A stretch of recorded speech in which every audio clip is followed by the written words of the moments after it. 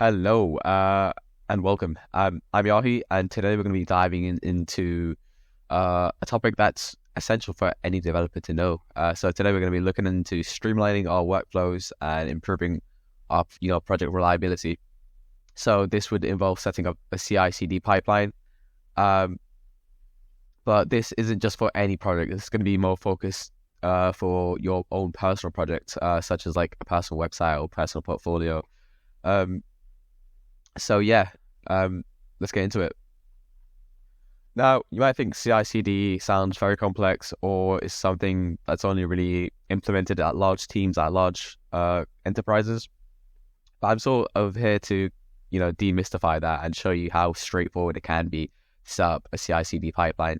Um, for this pipeline, we're going to be using GitHub Actions, but the premise remains the same if you use other pipelines like Jenkins, Circle CI, any of the other million services provided by other companies. We're going to be looking at why CI/CD pipelines can be a game changer for your personal projects. So the pipeline that we're going to be building is automatic deployments to our Heroku site here. So anytime you make changes, I want it to automatically deploy to Heroku and display those changes as the most recent version of the website. Just go to your repository workpage on GitHub, and there's an actions button next to the pull request button. So just click on that, and then we can start filling in our main.yaml content. The first part of creating our GitHub action workflow is to give it a name, an appropriate name. So here I just have deployed to Heroku server because that's what this GitHub action will pretty much do. The next part of our YAML file is the triggering event. So on pushes to main, this workflow will run. Similarly, you can mention pull requests. So when pull requests are made to main, this workflow will also trigger. But that this is more common in, a collaborative sense. But since I'm working by myself, there is not much need for it. So that's why I commented it out, but thought I'd mention it anyway. Our next part of building our YAML file includes our jobs. And this section here, we're defining two jobs here. We're defining a build job and a deploy job. As you might guess by the names, these build and deploy. So let's take a look into this into more detail. So firstly, within our build job, we have this runs on command, and this pretty much just specifies the type of machine to run the code on. And in this example here, we're using the latest version of Ubuntu, but you can expand this out to test on, run on any machine you'd like.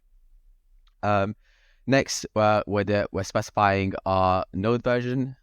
So here we're telling it to use node version 18.x, which just means use any version of node version 18, any version. The next part is our steps. So here we have this use actions checkout, and this action checks out our repository under the GitHub workspace, so our workflows can access it. The next step is to use Node.js, of course. This action pretty much just sets up a Node.js environment to run your project, and it's using Node version matrix strategy, which, as you can tell over here, we've mentioned a matrix node version. So, and the next part are our run commands, and these are the shell command that will be running on this Ubuntu machine that GitHub will spin up for us. So first of all, we have npm CI, and this just installs all of our project dependencies. So since this is a React app, it's going to be installing React and all the other dependencies I need for this app. Next is npm run build, and this is usually the command we use to build a production-ready version of the site. So next, we're going to be talking about our deploy job. And the first thing to mention here is that the deploy job needs the build job to be completed first. So that's the first thing we're going to put into our deploy job. The next step is mentioning what type of machine it runs on, and again, we're just going to use the latest version of Ubuntu. The next step is a conditional action. So this action pretty much just specifies that this job should only run if the push or pull request was made to the main branch. So then we have some steps, and first of all, we're just checking out our repository for access in the job with this actions/checkout. Then we're just going to run some commands similarly to in our build job. We have we're running npm ci and npm run build, and this is just going to clean up the code, install dependencies, and make a production ready version of the app. The next action is this. I don't even have to say. I'm not going to attempt to say that. But pretty much what this action is doing is actually deploying it to our Heroku server. So to deploy to our server, we also need to pass some credentials in. This is so that we know what specific app, because we could have multiple apps on our Heroku account. And I'm mentioning an API key, the app name, and my email.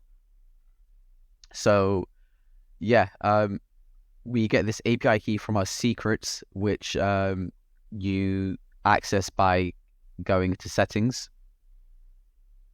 If you go to secrets and variables, click on actions, and under repository secrets, we can create a new secret. And here I've just named it Heroku API key.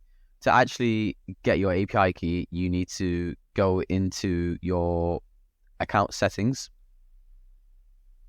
Give it a second to load.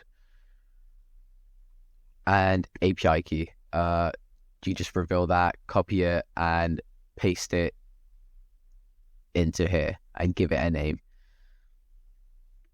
So that is the pipeline complete. So now that we have our pipeline set up, I'm going to show you guys why having this pipeline is very good for you to implement in your projects. So currently we're missing a footer, so I'm going to create a React component, and we're going to deploy these changes to GitHub, which will then deploy straight to our Heroku server. Okay, so I have just created the React component and I have pushed it to my development branch. Here is the React component. Now this video is by no means a way to show you my ability to make good React UI components. That's not really what I'm good at, but nonetheless, we've pushed it to our development branch. So yeah, I'll show you the next steps. So I've just opened up a new pull request and I'm putting my development branch into main. I'm going to create this pull request. And now we can see here, this branch is no conflict. So we'll just merge the full pull request. And there we have merged into main. But now if we go into our actions, you can see over here that we have a job queued up. So we can actually click onto this. And see everything that we've done in our main.yaml file is now running. It's running on a machine in the cloud, and I'll be back in a second to show you when this is done. So currently we're just going through the deploy job. As you can see, this is the live version of the app as we see it now. But we're just going to wait for this to finish. We're going to wait for this to finish running, and then we're going to simply refresh the page to see all of our new changes. So our build job has just finished, and now if I refresh the page, you can see now that our changes are in our live version of our app. So there it is, very simple tutorial on how to set up Heroku CI pipelines, and yeah, many more to come, I guess. Thank you for watching, and I'll see you guys after.